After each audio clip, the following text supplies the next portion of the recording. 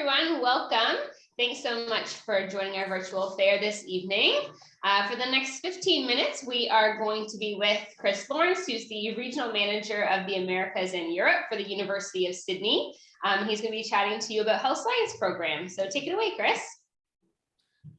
G'day everyone, we've only got 15 minutes, so I'll be as quick as I can. It will be rushed because we've got 15 minutes. I'll be back in the booth after this if you've got more specific questions. I would encourage you to visit the website for things like medicine, dentistry and the application process. It's a 15-page document that you go through, so it's better to go through that and then ask questions based on that rather than ask how do you get into medicine, because it's a fairly open question which is difficult to answer, particularly in this environment. One thing we do in Australia is that we talk about the Indigenous peoples of Australia, and we pay our respects to the Indigenous leaders, past, present and emerging. You'll see a lot of this if you study in Australia, and it's good to know that we are looking to the past and the future with our Indigenous peoples. Being from Canada, I'm sure that's something that would resonate with you guys as well. All right, this slide is what we call a brag slide. It's just saying we're a good university. We're not going to be embarrassed at any point in your life when you go out and apply for a job with the University of Sydney Testate tucked under your little wing. It is a research institution. We are very proud of it. I'm an alum. We've had 7 prime ministers, goodness knows how many doctors, dentists, veterinarians, pharmacists, and those sort of degrees that Canadians are most interested in, and High Court justices as well. So there's plenty of stuff being done there. You probably don't know the geography of Sydney, but our campus is right next to the city of Sydney. It's a very clear campus. You know when you're on campus and you're off campus. And we've got some amazing new purpose-built buildings like the Susan Wakell Health Building, which is combined different types of health, but it does focus a lot on the nursing. But doesn't mean that as a medical or dental student that you wouldn't, or physiotherapy student that you wouldn't study there. Now, the picture on your right is the Westmead Precinct. This is a big deal. Now, you have to remember that in Australia, we're mostly government institutions, and we work closely with the New South Wales and federal governments. The Westmead Precinct is out in Parramatta, which is about a 30-minute drive, depending on traffic, from main campus. And you will be blown away by it.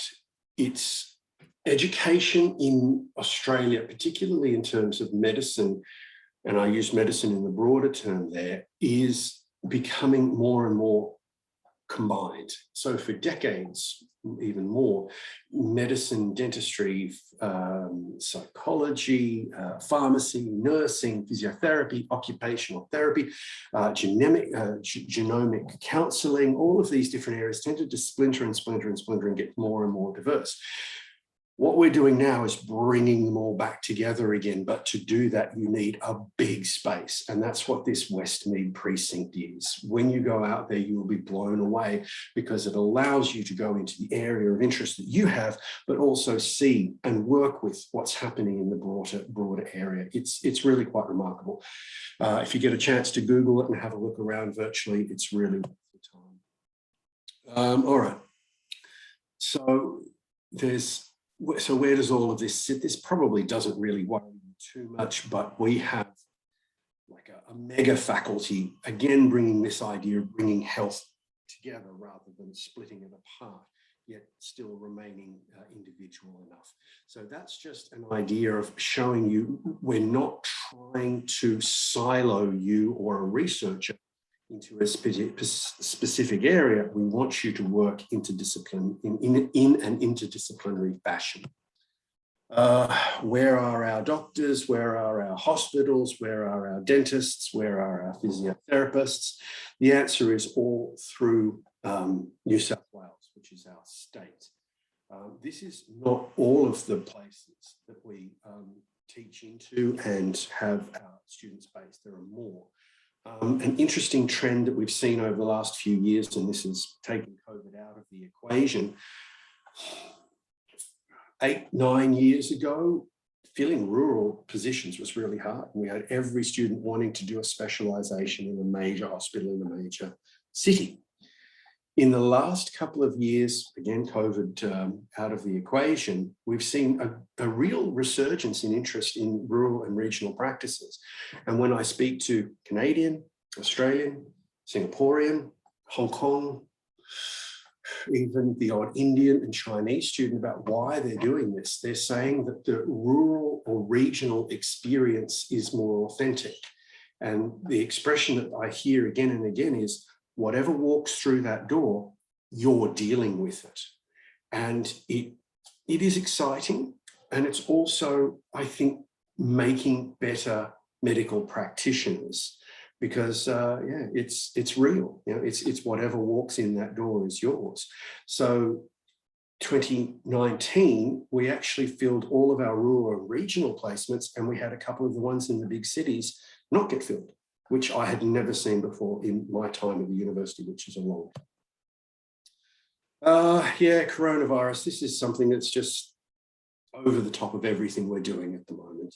This slide is wildly out of date now, but you guys know what's happening in the world with coronavirus. Yes, you have to be COVID safe. I'm sure that the Canadians, you're smart enough to get yourself double vaxxed with a vaccine that has above 50% efficacy, which is what we want. And the news that's coming out of our illustrious political leaders is that students who have a double vax position will be able to enter the country either without quarantine or with a smaller 7-day home quarantine. That's at this stage, as of the news that I watched in the last couple of days. By the time you guys actually end up coming here, I suspect as long as you're double vaxxed, you'll be able to walk out of the airport just like any other person, Australian, domestic, otherwise. All right, I'm just going to talk a little bit about the medical program specifically. So year 1 is your foundation year, year 2 is your core clinical, year 3 is research and speciality, year 4 is preparation for practice. You'll have a lot of questions about that to do with rotations and placements. Again, please take those questions into the chat afterwards. We don't have the time to do that now. The main question you're going to ask me is, can I do a rotation back in Canada? The answer is yes, but it's up to you to do some of that organisation. Students do it every year, again, COVID, excluding all of those things. It does take a lot of preparation, it does take a lot of planning, but if you're anything like any of the other students that I've seen doing health in Australia from Canada in the past, you'll be extremely well organised. The university will support you, but it doesn't necessarily give you those. You can talk to the Austrec staff later about placement rates. I know that Australia does better than the average from other countries in placements back in Canada. And I know that the University of Sydney does better than the Australian average. So you're in a good position. One of the things that we do require is that you start physically in Australia. There's no starting online. And interestingly, that was by demand, mostly from our Canadian students in the years leading up. They wanted more and more and more clinical work earlier and earlier and earlier. We were constantly developing and evolving our program, but there was a major restructure around that. And that meant that you couldn't start online. And that did disappoint quite a few Canadian students last year. But again, hopefully with our vaccination rates improving past that. Oh, there is way too much in there to go through, but this is being recorded. The Austrec staff are very well aware of it. But it is a program that's going to give you a lot of clinical work early on. And this is something that the international students and the domestic students say they like about the program and really differentiates us from the other programs around Australia and around the world. It is 4 years. If you want to stay on in Australia, there's a 5th year of a paid internship. Then you can be a doctor registered to practice in Australia. If you want to go back to Canada, there are, of course, hurdles and hoops that you'll need to get through. I would recommend joining our student association called NAMSA, the North American Medical Students Association. Dentists, doctors, nurses, physiotherapists, occupational therapists. I think there's a pharmacist or two in there as well. And they have regular meetings and subgroups that talk about how that is done. There's also the USMLE boot camp that we run if you're looking to go to the United States. A word of warning, when I speak to Canadian students in Canada in the final year of their undergraduate, I would say the vast majority of them are saying, I'm going to go straight back to Canada as soon as I can, and I'm going to be practicing medicine in Toronto and Vancouver and so on and so forth. After 4 years, or maybe the fifth, that number drops a lot. And a lot of these Canadian students end up staying on in Australia, not only Canadians, also our American, Singaporean, Hong Kong students. The lifestyle's not bad and can be very seductive. So I'm warning you in advance. Again, I am conscious of time. The 2022 program, which is probably not going to interest you all that much, because it'll be not wildly changed, but mildly changed as we go into 2023. You can just have a quick read through that. And we're going to be doing a lot more assumed knowledge and a lot more opportunities for students to either advance or to catch up in their own time online. We don't want to spend a lot of time with you in the classroom studying stuff you think you already know, or you can study by yourself. So there's a lot more assumed knowledge and a lot more online foundational courses available. We want to get you into a clinical environment as soon as possible and move away from the talking head or sage on the stage model. Yeah, there are 8 themes that run through the program. I'm assuming you're able to read all of those. I think I've not got too much more time left, but you can have a look at those and you can see whether there is something that's going to assist you in your career and where you want to go with it. There are lots of different courses that you can be looking at. And again, far too much information for us to go through in this type of environment, but I just wanted to show you this so that you knew that it was available. If you're going through the dental pathway, yes, of course, there are graduate opportunities after you finish your 4 years of dentistry to go into prosthodontics or orthodontics or oral surgery, research. There's some really interesting work being done in oral cancers, which is really quite groundbreaking.